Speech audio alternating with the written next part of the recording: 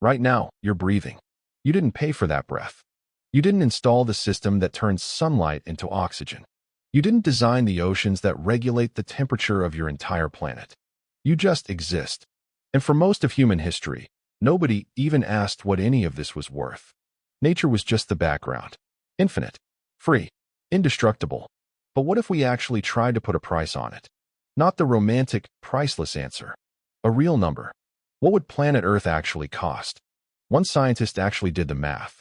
Astrophysicist Greg Laughlin created a formula based on a planet's mass, temperature, age, and ability to support life, calibrated against real historical land deals.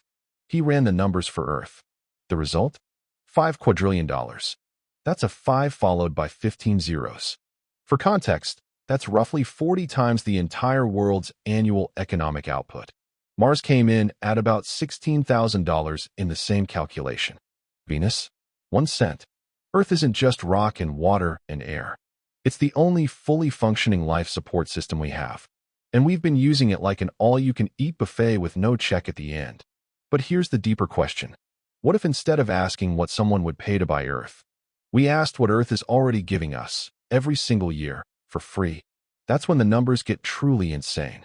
In 1997, ecological economist Robert Costanza led a team that published a landmark paper in the journal Nature. They did something nobody had seriously attempted before. They put a price on 17 major ecosystem services across 16 different biomes: forests, wetlands, oceans, grasslands, coral reefs, everything. Pollination, climate regulation, water purification, flood control, soil formation, genetic resources for medicine. The simple act of the atmosphere protecting us from ultraviolet radiation. They added it all up. The annual value of Earth's ecosystem services? An average of $33 trillion per year. At the time, the entire global economy was producing roughly $18 trillion. Earth's free work was worth almost twice as much as everything humans were making, selling, and counting in GDP. And they were very clear. This was a minimum estimate. Fast forward to 2014. Costanza and his colleagues updated the study with better data and 14 years of land use changes. The new number? $125 trillion per year. In 2007 dollars.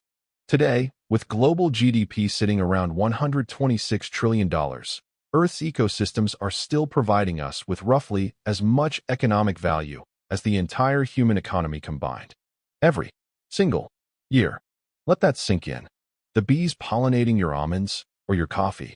Hundreds of billions of dollars in value. The wetlands and mangroves that absorb storm surges. Trillions in avoided damages. The forests and oceans absorbing carbon.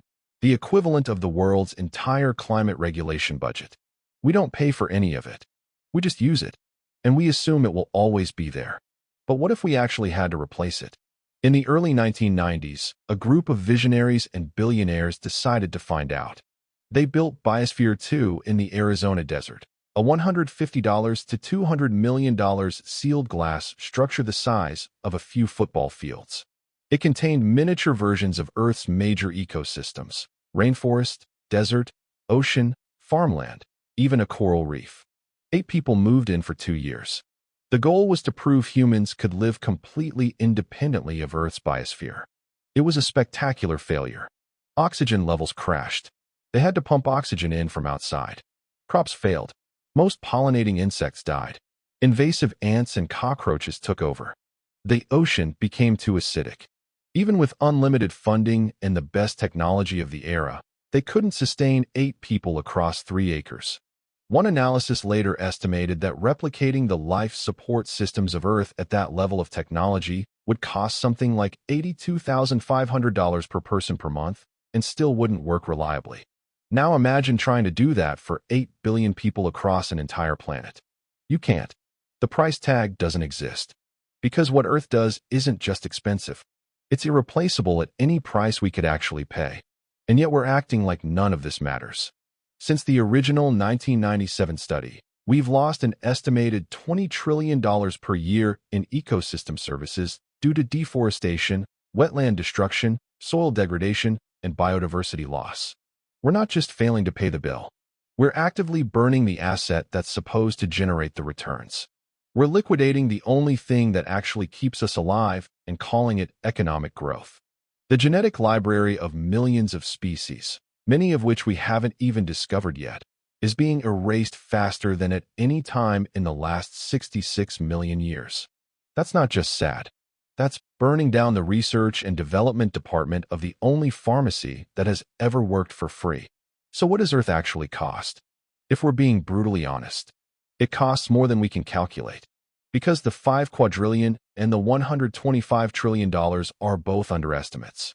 They don't include the value of simply existing on a living planet.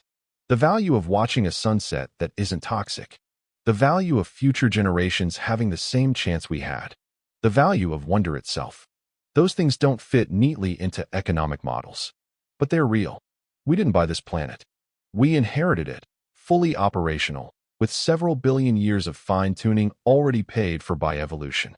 And right now, in the span of a single human lifetime, we're running up a debt so large that no future generation will ever be able to pay it back. The real question isn't, how much does planet Earth cost? The real question is, what price are we actually willing to pay to keep it running? Because we've been getting the most valuable subscription in the known universe for free our entire lives. And most of us never even knew there was a meter running.